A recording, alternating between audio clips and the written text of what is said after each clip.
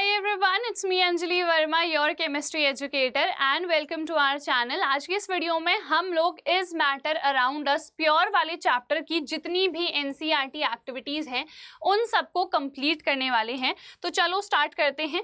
Activity 2.1 सबसे पहले देख लेते हैं। Let us divide the class into groups A B C D. यहाँ पर 4 ग्रुप्स में हमने क्लास को डिवाइड कर दिया है, ठीक है। Group A takes a beaker containing 50 milliliter of water and 1 spatula full of copper sulfate powder, ठीक है। Group B takes 50 milliliter of water and 2 spatula full of copper sulfate, ठीक है।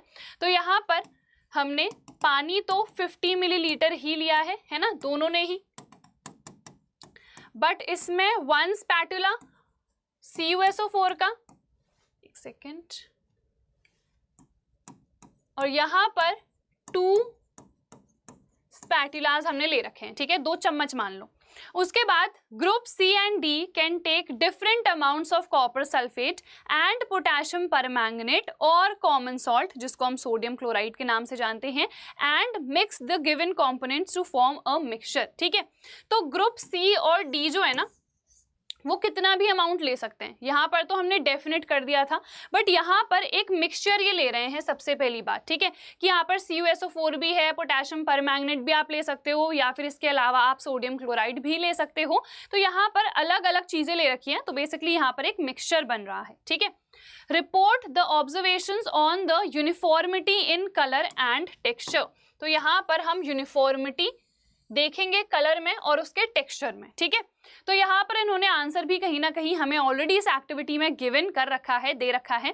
तो groups A and B have obtained a mixture which has a uniform composition. क्यों? क्योंकि इसमें मैंने सिर्फ कॉपर सल्फेट लिया है और इसमें भी मैंने सिर्फ कॉपर सल्फेट लिया है, विच मीन्स यहाँ पर यूनिफॉर्म कॉम्पोजिशन होगा ना, क्योंकि ये होमोजेनस मिक्सचर है। जबकि यहाँ पर कॉपर सल्फेट के अलावा पोटेशियम परमैंगनेट या सोडियम क्लोराइड भी है, तो यहाँ पर यूनिफॉर्म कॉम्पोजिशन नहीं आएगा, ठीक है। उसके बाद देखो, such mixtures are called homogeneous mixtures, already मैंने बता दिया, या इन्हीं को हम सॉल्यूशंस भी कहते हैं। होमोजेनस मिक्सचर्स में 2 हमने पढ़ रखे हैं, सॉल्यूशंस और एलॉयज। एलॉयज मेटल की होती है, तो यहाँ पर तो वो होगा नहीं, तो क्या बचा? सॉल्यूशन। ये एक सॉल्यूशन है जिसमें सल्यूट क्या होगा? कॉपर सल्फेट, और सॉल्वेंट क्या होगा? पानी होगा, ठीक है। Some other examples of such mixtures are, जब आप सॉल्ट को पानी में डालते हो या शुगर को पानी में डालते हो, तो ये भी होमोजेनस मिक्सचर्स ही बनाते हैं, ठीक है। चलो, उसके बाद है compare the colour of the solutions of the 2 groups यानी कि ये दोनों, ठीक है। यहाँ पर हमने सिर्फ 1 स्पैटुला लिया था, यहाँ पर 2 स्पैटुला लिया था। तो मुझे एक बात बताओ, यहाँ पर 2 कॉपर सल्फेट के चम्मच मैंने डाले हैं और आपको पता है इनका कलर ब्लू होता है, ठीक है।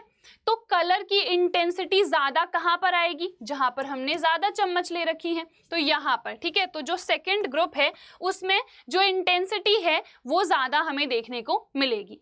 Though both the groups have obtained copper sulfate solution, but the intensity of color of the solutions is different. B वाले में वो intensity ज़्यादा होगी क्योंकि यहाँ पर amount of copper sulfate ज़्यादा है, ठीक है। This shows that a homogeneous mixture can have a variable composition. आपने यहाँ पर 2 स्पून्स ले रखी हैं, 2 स्पैटुलास ले रखे हैं, तो उस केस में यहाँ पर क्या हो रहा है? इंटेंसिटी ज्यादा हो रही है। 3 लेंगे, 4 लेंगे तो और ज्यादा बढ़ जाएगी, है ना। तो विच मीन्स हम जितना अमाउंट ले रहे हैं ऑफ द सल्यूट, उसके अकॉर्डिंग ही जो कॉम्पोजिशन है वो वेरिएबल हो सकता है, ठीक है। Group C and D have obtained mixtures which contain physically distinct parts and have non-uniform composition. क्योंकि कॉपर सल्फेट का कलर क्या है? ब्लू है, ठीक है। जो KMnO4 होता है, पोटेशियम परमैंगनेट, इसका कलर क्या होता है? पिंक होता है। तो अलग अलग कलर है जिसकी वजह से जो कॉम्पोजिशन है वो यूनिफॉर्म नहीं रह पाएगा। फिर उसके बाद देखो, इनको हम क्या कहते हैं? हेट्रोजेनस मिक्सचर्स कहते हैं। Mixtures of sodium chloride and iron filings, तो ये तो बिल्कुल मिक्स होंगे ही नहीं ना, साफ साफ अलग अलग दिखेंगे, तो विच मीन्स ये क्या होगा? हेट्रोजेनस होगा। सॉल्ट एंड सल्फर, ऑयल और वाटर अलग से दिख जाते हैं, ऑयल ऊपर और पानी नीचे, है ना। तो ये हमारे पास हेट्रोजेनस मिक्सचर्स हैं। तो बस ये एक्टिविटी हमें यही बता रही है कि होमोजेनस मिक्सचर्स क्या हैं और हेट्रोजेनस क्या हैं, यूनिफॉर्मिटी किस में होगी और किस में नहीं होगी, ठीक है। चलिए, तो ये एक्टिविटी हो गई।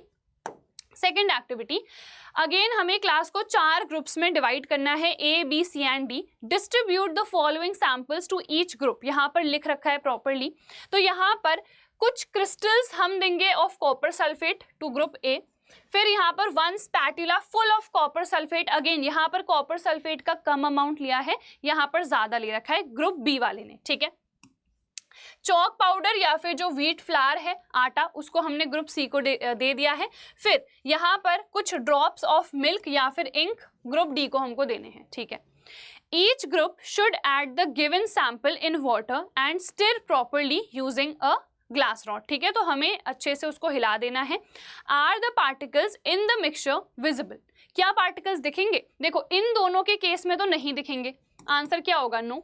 क्यों? क्योंकि यहाँ पर अभी हमने देखा था होमोजेनस मिक्सचर है, विच मीन्स वो प्रॉपरली डिसॉल्व हो चुका है. बट अगर मैं इसकी बात करूं व्हीट फ्लावर की या फिर चॉक पाउडर की, वो तो पानी में डिसॉल्व नहीं होता है. तो यहाँ पर क्लियरली हमको पार्टिकल्स देखने को मिलेंगे. चाहे यहाँ पर हम सैंड भी लेते तभी भी पार्टिकल्स देखने को मिलते. ठीक है. यहाँ पर भी हमको नहीं देखने को मिलते हैं, क्योंकि चाहे हम मिल्क की बात करें या इंक की, तो ये पानी में डिसॉल्व हो जाते हैं, घुल जाते हैं उसके साथ. ठीक है. तो ये हमने आंसर कर दिया. Direct a beam of light from a torch through the beaker containing the mixture and observe from the front. Was the path of the beam of light visible? देखो ये beam of light वाले की जब हम बात करते हैं तो हम टिंडल इफेक्ट की बात करते हैं, है ना. टिंडल इफेक्ट आपको पता है, जो हमारे पास एक तो कोलॉइड होते हैं और दूसरे सस्पेंशन होते हैं. बस यही दोनों दिखाते हैं. जो ट्रू सॉल्यूशंस हैं, होमोजेनस वाले जो हैं, वो हमको टिंडल इफेक्ट नहीं दिखाते. तो ये दोनों तो सॉल्यूशन बना रहे हैं ना, ट्रू सॉल्यूशन. तो क्या ये टिंडल इफेक्ट दिखाएंगे? नहीं. तो जो पाथ है of the beam of light वो इन दोनों केस में विजिबल नहीं होगा, बट इन दोनों ही के केस में विजिबल होगा, क्योंकि ये दोनों ही टिंडल इफेक्ट को शो करते हैं. ठीक है. Leave the mixtures undisturbed for a few minutes and set up the filtration apparatus in the meantime. Is the mixture stable or do the particles begin to settle after some time? आपको पता है अगर हम इन दोनों case की बात करें, इसको हम ऐसे ही छोड़ देंगे तो क्या पार्टिकल्स बॉटम पर आके कलेक्ट हो जाएंगे? नहीं, क्योंकि वो तो घुल चुका है. तो इसका आंसर क्या होगा? अगेन नो होगा दोनों ही केस में. इन दोनों की बात करते हैं. क्या आपने कभी देखा है कि मिल्क में आपने पानी डाल दिया, जैसे कि हमारे घरों में जो मिल्क पहुंचता है उसमें पानी ही एडेड होता है, तो आपने उसको 1 दिन के लिए छोड़ दिया है, तो क्या ऐसा होता है मिल्क नीचे पानी ऊपर? नहीं ना. तो वो तो आपस में मिक्स्ड है. तो इस केस में भी हमारा आंसर नो ही होगा. बट अगर मैं बात करूं आटे की, आटा डाल दिया है मैंने, तो आटा मैं देखूंगी कुछ टाइम के बाद नीचे सेटल हो जाएगा, है ना. तो विच मीन्स ये स्टेबल नहीं है, बाकी तीनों के तीनों स्टेबल हैं. ठीक है. Filter the mixture. Is there any residue on the filter paper? इस केस में सिर्फ रेसिड्यू होगा. किसका? व्हीट फ्लावर का. बाकी केसेस में कोई रेसिड्यू नहीं होगा, क्योंकि यहाँ पर मिल्क घुल गया, इंक घुल गई, कॉपर सल्फेट घुल गया, कोई रेसिड्यू हमको नहीं मिलता है. हमने ये भी पढ़ रखा है कि इन दोनों को ही हम ट्रू सॉल्यूशंस कहते हैं, अभी देखा था. ये क्या होगा? सस्पेंशन, क्योंकि यहाँ पर जो पार्टिकल का साइज है बहुत बड़ा है. ये भी कोई ट्रू सॉल्यूशन नहीं है. ये क्या होता है? इसको हम कोलॉइड बोलते हैं. ठीक है. तो ये हमने यहाँ पर आंसर कर दिया है. Discuss the results and form an opinion. ठीक है. हमें ओपिनियन बनाना था और हमने पहले ही बना दिया था कि ए और बी ट्रू सॉल्यूशन है, सी में सस्पेंशन है क्योंकि पार्टिकल का साइज काफी बड़ा है, और ग्रुप डी में कोलॉइड है, यानी कि कोलॉइडल सॉल्यूशन है. ठीक है. चलो तो ये वाली एक्टिविटी तो हो ही गई. Next activity 2.3. यहाँ पर we have to take approximately 50 millilitre of water each in 2 separate beakers. 2 beakers में हमें 50 मिलीलीटर ऑफ वाटर ले लेना है. एड सॉल्ट इन 1 बीकर, यानी कि एक में सोडियम क्लोराइड डालना है, एंड ठीक है, एंड शुगर और बेरियम क्लोराइड. तो यहाँ पर या तो हम शुगर डालेंगे या फिर बेरियम क्लोराइड, यानी कि BaCl2, जो भी अवेलेबल होगा. ठीक है. In the second beaker with continuous stirring. तो हम अच्छे से इसको घोल देंगे. पानी लिया और पानी में ये चीजें हमने ऐड कर दी. ठीक है. When no more solute can be dissolved, heat the contents of the beaker to raise the temperature by about 5 degree Celsius. Start adding the solute again. ठीक है. तो देखो हमको क्या करना है, हमें सबसे पहले पानी लेना है, उसमें नमक घोलना है. ठीक है. हमें पता है पहले तो वो घुल जाता है. ठीक है. या फिर अगर हम स्टिर कर रहे हैं तब तो और अच्छे तरीके से घुलता है। बट एक टेम्परेचर ऐसे आता है जहाँ पे वो फर्दर और नहीं डिजोल्व होता है, तो उस केस में हमको सॉल्युबिलिटी बढ़ाने के लिए हीट करना पड़ेगा, है ना। ऐसे ही तो करते हैं हम, अगर चीनी जल्दी नहीं घुलती है तो हम उसको हीट कर देते हैं, वो जल्दी घुल जाती है। तो यहाँ पर भी हम यही करेंगे, हम थोड़ी थोड़ी देर के बाद जब हम देखेंगे कि वो जो सल्यूट है वो नहीं घुल रहा है, यानी कि शुगर या जो सॉल्ट है वो नहीं घुल रहा है, तो हम क्या करेंगे, हम 5-5 डिग्री सेल्सियस टेम्परेचर बढ़ाते जाएंगे और यही हमको रिपीट करना है, बार बार फिर सल्यूट डालते जाना है, ठीक है। चलो, is the amount of salt and sugar या फिर barium chloride that can be dissolved in water at a given temperature the same? Obviously नहीं ना। देखो, अगर मैं सॉल्ट की बात करूं, सॉल्ट के क्रिस्टल्स आप लोगों ने देख रखे हैं, बहुत छोटे होते हैं, वो जल्दी घुल जाते हैं। जबकि अगर मैं शुगर के बड़े क्रिस्टल्स की बात करूं, वो तो ज़्यादा टाइम लगाएंगे, हो जाएंगे डिजॉल्व, बट जो टाइम है वो ज़्यादा लगाएंगे। तो ऑब्वियसली क्या अमाउंट जो है वो सेम रहेगा एक पर्टिकुलर टेम्परेचर पे जितना भी हम डिजोल्व करा पा रहे हैं? नहीं। तो सॉल्ट का मे बी ज़्यादा अमाउंट डिजोल्व हो जाए जबकि शुगर का अमाउंट ही नहीं डिजोल्व हो रहा है ना। तो अमाउंट सेम तो नहीं रहेगा एट अ पर्टिकुलर टेम्परेचर, ठीक है। तो आंसर होगा यहाँ पर नो, बस सिंपल। आप लोगों को पता है जब हम टेम्परेचर को बढ़ाते हैं तो यहाँ पर जो सॉल्युबिलिटी है वो भी क्या होती है, इंक्रीज होती है, ठीक है। तो जैसे जैसे हम हर बार 5-5 डिग्री सेल्सियस टेम्परेचर को बढ़ाते जाएंगे ना, तो सॉल्युबिलिटी भी बढ़ती जाएगी। और एक ऐसा जब टाइम आता है, ऐसी कंडीशन आती है जब एक पर्टिकुलर टेम्परेचर पर आप और सल्यूट नहीं ऐड कर पा रहे हो, तो उस केस में आप लोगों को पता है उसको हम क्या कहते हैं, उसको हम सैचुरेटेड सोल्यूशन कहते हैं। तो saturated solution is basically a solution at a particular temperature when no more solute can be added। But हाँ, जब आप टेम्परेचर को बढ़ा दोगे तो वो अनसैचुरेटेड बन जाएगा, विच मीन्स अब आप उसमें और ज़्यादा जो सल्यूट है वो ऐड कर पाओगे, ठीक है। ये भी हमने पढ़ रखा है डिटेल में। चलो, नेक्स्ट है 2.4 एक्टिविटी। यहाँ पर we have to divide the class into 2 groups. Give 5 gram of iron fillings and 3 gram of sulfur powder in a china dish to both the groups। ठीक है, अब ग्रुप 1 क्या कर रहा है, मिक्स कर रहा है, क्रश कर रहा है आयरन फिलिंग्स को और सल्फर पाउडर को। तो यहाँ पर सिंपल मिक्सिंग हो रही है, तो आयरन अलग रहेगा और सल्फर जो है वो अलग रहेगा, ठीक है। फिर ग्रुप 2 क्या कर रहा है, मिक्स कर रहा है, क्रश कर रहा है आयरन फिलिंग्स और सल्फर को। उसके बाद देखो ये हीट कर रहा है इस मिक्सचर को जब तक वो रेड हॉट ना हो जाए, गरम गरम लाल ना हो जाए जब तक वो, ठीक है। Remove from flame and let the mixture cool. अब मुझे एक बात बताओ, ये तो एक फिजिकल चेंज है ना, बस मैंने रख दिया है, मिक्स कर दिया है, क्या यहाँ पर कोई केमिकल रिएक्शन हो रही है? नहीं। तो यहाँ पर आयरन अलग रहेगा और सल्फर अलग रहेगा, ठीक है। बट अगर मैं इसकी बात करूं, यहाँ पर एक केमिकल रिएक्शन हो गई, आपने उसको मिक्स करा, आपने हीट भी कर दिया, तो आयरन और सल्फर के बीच में क्या होगी, रिएक्शन होगी, जिसकी वजह से यहाँ पर फेरस सल्फाइड फॉर्म हो जाएगा, FeS फॉर्म हो जाएगा यहाँ पर, ठीक है। चलो, अब देखो इधर पर आ जाते हैं।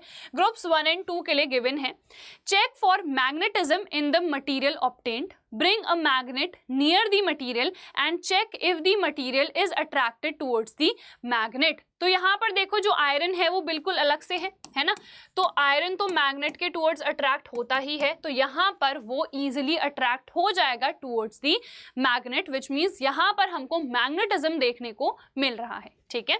उसके बाद देखो, compare the texture and colour of the material obtained by the groups, add carbon disulfide to 1 part of the material obtained, stir well and filter, ठीक है। add dilute sulfuric acid और dilute हाइड्रोक्लोरिक एसिड, यानी कि हमें या तो H2SO4 या फिर HCl ऐड करना है to the other part of the material obtained. Note, ये हमेशा टीचर के सुपरविजन में ही करना है क्योंकि जो एसिड्स हैं ये काफ़ी ज़्यादा हार्मफुल होते हैं, ठीक है। Perform all the above steps with both the elements iron and sulfur separately। ये जो चीज़ें गिवन है ना, ये अलग अलग हमें इन एलिमेंट्स के लिए करनी है, ठीक है। चलो, अब यहाँ पर हमें ये क्वेश्चंस को आंसर करना है कि क्या क्या हमें इस एक्टिविटी से पता चल रहा है। तो देख लेते हैं एक एक करके सारे questions. Did the material obtained by the 2 groups look the same? Obviously नहीं, यहाँ पर क्लियरली लिखा है ये रेड हॉट हो गया था, है ना, जबकि यहाँ पर तो सिंपल आपने मिक्स करा है, तो इसका जो लुक है वो ऑब्वियसली डिफरेंट होगा, ठीक है।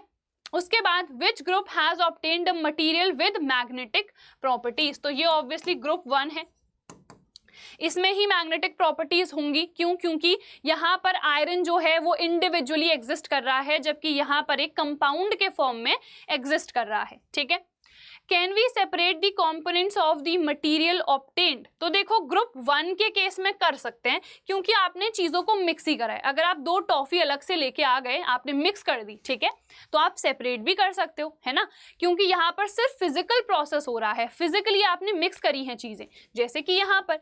तो ग्रुप 1 के केस में आप कर सकते हो सेपरेट, बट आप ग्रुप 2 के केस में नहीं कर सकते हो। क्यों नहीं कर सकते? क्योंकि यहाँ पर एक केमिकल प्रोसेस हो चुका है, केमिकल रिएक्शन अकर कर चुकी है, एक कंपाउंड यहाँ पर फॉर्म हो चुका है। ठीक है, तो इसका आंसर क्या होगा? नो होगा। उसके बाद on adding dilute sulphuric acid और dilute hydrochloric acid did both the groups obtain a gas, तो यहाँ पर यस, दोनों ही केसेस में हमें गैस मिलती है। देखो, अगर हम पहले ग्रुप की बात करें तो वहां पर आयरन इंडिविजुअली एग्जिस्ट कर रहा है, तो जो आयरन है वो एसिड के साथ रिएक्ट करेगा, है ना, तो यहाँ पर आपको पता है सॉल्ट बनता है और हाइड्रोजन गैस इवॉल्व होती है। तो अगर हम ग्रुप 1 की बात करेंगे तो एक ऐसी गैस इवॉल्व होती है that Burns with a pop sound. जब आप एक बर्निंग कैंडल लेके आते हो इस गैस के पास, ये इसका डिटेक्शन होता है। ठीक है, इसको आप क्लास 10th में पढ़ोगे इन डिटेल। तो ग्रुप 1 हाइड्रोजन गैस इवॉल्व करेगा, बस इतना याद रख लो। ठीक है, फिर उसके बाद अगर हम ग्रुप 2 की बात करें तो ग्रुप 2 में फेरस सल्फाइड है। तो क्या ये फेरस सल्फाइड रिएक्ट करता है? बिल्कुल करता है। एक सेकेंड, देखो ये जब फेरस सल्फाइड रिएक्ट करेगा ना, तो एक तो देखो इधर पर फेरस सल्फेट बनाएगा और हाइड्रोजन सल्फाइड गैस बनाएगा। तो ये जो हाइड्रोजन सल्फाइड गैस इवॉल्व हो रही है ना, इसको जब आप रिएक्ट कराते हो कॉपर सल्फेट के साथ, तो उस केस में यहां पर जो ये है कॉपर सल्फाइड, इसका ब्लैक कलर का पीपीटी हमको मिल जाता है। This is the reaction. ठीक है, तो ये डिटेक्शन होता है बेसिकली कि अगर हाइड्रोजन गैस इवॉल्व हो रही है तो मैं उसको कैसे डिटेक्ट करूं। तो यहाँ पर जो भी गैस इवॉल्व होती है ना, आप उसके पास एक बर्निंग कैंडल लेके जाते हो, अगर वो पुप पुप पुप पुप ऐसे साउंड के साथ बर्न करेगी तो आप डिटेक्ट कर लोगे, आप पहचान जाओगे कि ये हाइड्रोजन गैस है। ठीक है, क्योंकि इनहेल नहीं करना होता है, वहां टेस्ट करने होते हैं। सिमिलरली अगर हम ग्रुप 2 की बात करें तो फेरस सल्फाइड था, तो ये एसिड के साथ रिएक्ट करता है, हाइड्रोजन सल्फाइड गैस ये रिलीज करता है। इसको कैसे डिटेक्ट करेंगे? तो इसके थ्रू हम कॉपर सल्फेट पास करते हैं, बेसिकली इसको हम कॉपर सल्फेट के थ्रू पास करते हैं। तो यहाँ पर हमें ब्लैक कलर का प्रेसिपिटेट मिलता है। प्रेसिपिटेट का मतलब होता है एक इनसॉल्यूबल सब्सटेंस जो बॉटम पर जाके इकट्ठा हो जाता है। ठीक है, तो यहाँ पर ब्लैक पीपीटी मिलता है कॉपर सल्फाइड का, हमको सल्फेट बोल दिया शायद मैंने, तो ये हमारे पास कॉपर सल्फाइड है, इसका पीपीटी मिलेगा, दिस इज कॉपर सल्फेट। ठीक है, और यहाँ पर H2SO4 अलग से फॉर्म हो जाएगा। मेन हमें इसकी हेल्प से डिटेक्शन करना है। ठीक है, तो क्लियर हो गई ये चीजें, तो बस इतनी ही एक्टिविटीज थी। We are done with all the activities. तो यार सारी एक्टिविटीज, सारे NCERT क्वेश्चंस, इसके अलावा टॉपिक वाइज वीडियो सारी हमने डाल दी है फॉर क्लास 9th। तो चैनल को सब्सक्राइब कर लो, प्लेलिस्ट पर चले जाओ, सारी वीडियोस देख लो, अच्छे से क्लास 9th की प्रिपरेशन करो। और क्लास 10th में भी फिर आपको इसी चैनल से पढ़ना है, क्योंकि क्लास 10th की हम लोग रेगुलर क्लासेस लेते रहते हैं। So with this we end our today's video. I hope इस वीडियो से आप लोगों ने काफी कुछ सीखा होगा। हम मिलेंगे हमारी नेक्स्ट वीडियो में। Till then bye everyone, take care and all the very best.